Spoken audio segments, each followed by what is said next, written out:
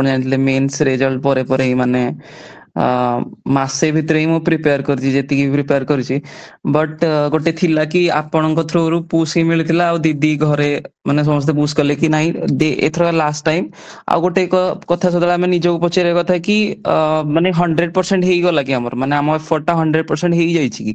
ଯଦି ଲାଗୁଛି 1% କୋଉଠି ବି କମ ଅଛି ମାନେ କି ଆଇଦର ସେଇଟା ଆନ୍ସର ରାଇଟିଂ ହଉ କି ଏନି କାଇଣ୍ଡ ଅଫ ମାନେ ନିଜର ଏଫର୍ଟ ରୁ ହଉ ଯଦି 1% ବି ରହିଯାଇଛି ଲାଗୁଛି ଦେନ୍ ଆଉ ଥରେ ଦିଅନ୍ତୁ। ଆଉ ଯଦି ଲାଗୁଛି କି 100% ହେଇଗଲା ଦେନ୍ ଆଉ ଦବା ଦରକାର ନାହିଁ।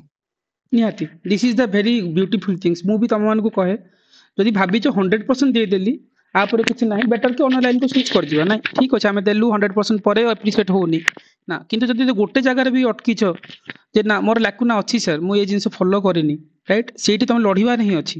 ଦେयर is no other way. And this is the right time कि ज्योति आसिक जो कथा कहउछन रैंक